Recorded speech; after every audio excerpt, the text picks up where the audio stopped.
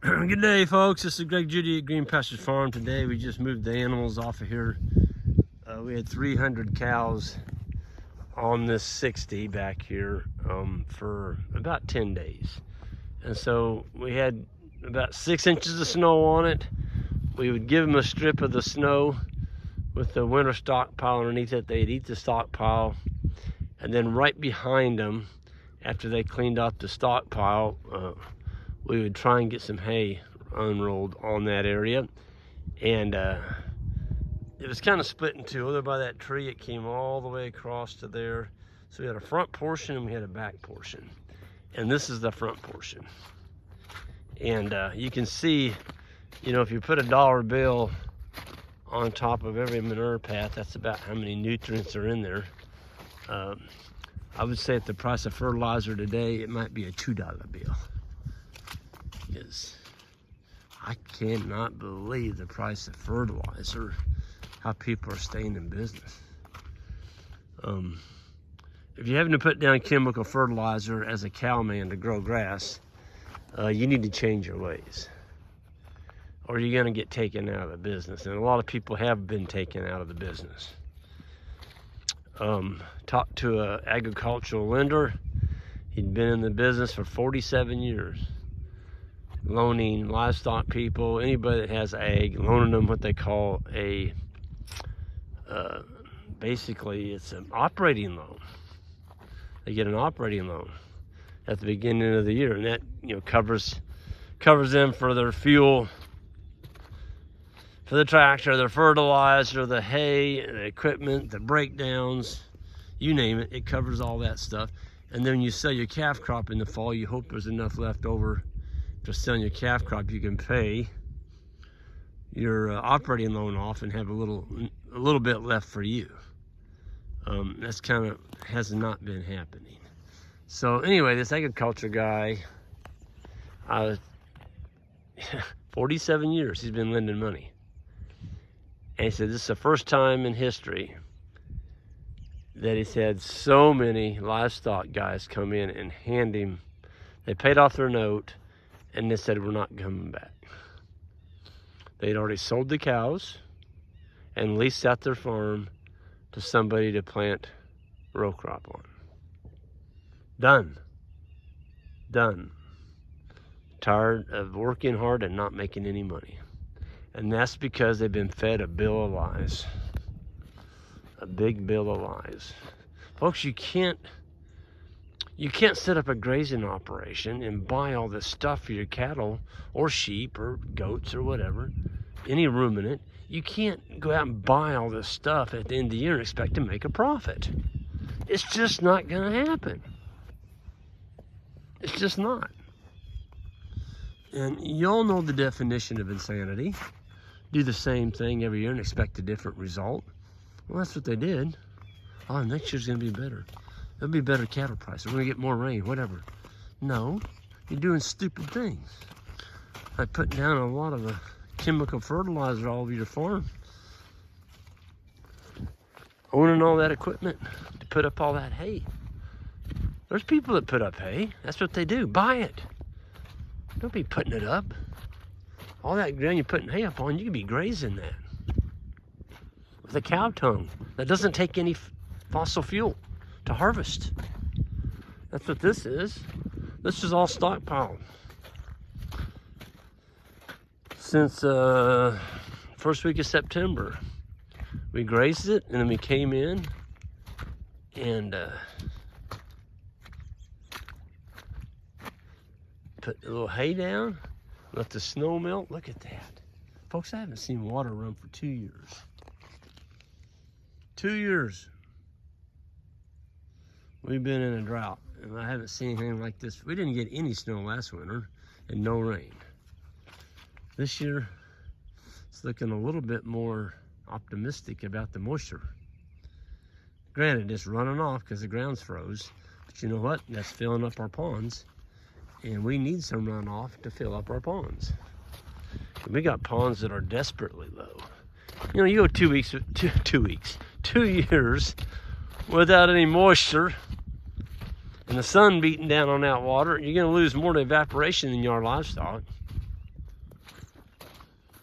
But this is a lease farm. You can tell it's been brush hogged because of all these plants out here that are growing back. Brush hogging, folks, doesn't kill nothing. Goats will. We may bring goats on here. Goats are just right back in there on docks. But look at that. That thing just got mad and came back.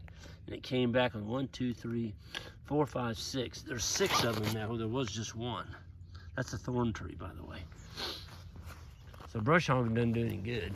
I mean, it makes it look pretty. I'll give you that. Makes it look like a mowed lawn, but it really doesn't kill the brush. It just makes it mad. There's our blue water tank over there underneath that tree. We didn't use that in the winter. That's our summer tank. We put that right up on top of that knob, and it's hooked all the way back about 800 feet over. There's a hydrant, and we just run the water tank line on top of the ground, clear up on top of that hill, and that allows us to graze at 60 off in pie or square rectangular shapes with polybar. Look at the manure out here, would you? Now, if we'd have brought the cattle onto this farm, kept them up there in the woods, right next to the road, and gave them all the hay in one area, they call that a sacrifice lot. All this manure you're looking at would be on, say, 2 acres. Maybe, yeah, 2 acres. You're not growing any grass. You just killed that 2 acres. You put way too much nitrogen down. So now you're gonna grow up there from now on as weeds. Where here you spread it out. So say what you want about unrolling hay, it's a win-win. It's a win-win because you're getting a lot of great nutrients. There's a little piece of netting. It's probably frozen some snow. When we unrolled it, I got it. Yeah, look at this. I mean, they really manured this up. Still some frozen ice down here. They just came out of here this morning. So we had them in here, I think, I said 10 days, I think it was 12. We had 12 days. Look at this. It's just beautiful. Manure, manure, manure everywhere, spread out. The cows did the work for us. Sprinkled between the manure is a little bit of unrolled hay. And look at our cow pats. Absolutely gorgeous. Absolutely gorgeous.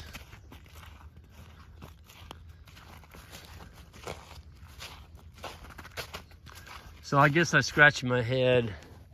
I wish people would change the way they do things. If they're not being successful with their cow operation or any livestock operation, they're not making any money, back up, look at yourself in the mirror, and you'll see the person that is causing that. It's that guy's reflection in that mirror that's causing it, because you won't change. You won't change the way you're doing things. It's good enough for Grandpa, it's good enough for me. Well, I'm going to tell you what, Grandpa wasn't paying $1,000 a ton for ammonium nitrate. And that's what it's gotten to. Phosphorus, $1,000 a ton, you got to buy all that stuff. You know, tractors, a new baler today, a new Holland belt baler today. I don't know what they are. I know they're 50, 60, they may be higher than that. These big rakes, the new mowers, all this stuff. Just to keep cows on your property? No. No. Them cows didn't ask you to buy that $150,000 tractor. That was you. You did that. Cows didn't ask you to do that. Cows just asked you to give them some grass. Well, it takes management. And all these practices I'm talking about to make money with livestock, we're going to be covering that in our grazing school in May. And it is filling up quickly. But if you go to greenpasturesfarm.net, Ian Mitchell-Innes from South Africa and I will be teaching that first class. Then we have a second class following that. And you can learn how to make money with livestock on grass, Forget about all this other crap that people say you need. Learn how to manage your soil, your grass. At the end of the day, folks, we are not grass farmers. At the end of the day, we are not grass farmers. We are microbe farmers. If we'll learn to farm the microbes and feed the soil biology, everything else takes care of itself. And we're going to show you how to do that. We'll see y'all in May, and hopefully some of y'all can make it. And everyone have a safe day out there, and we'll see you next time.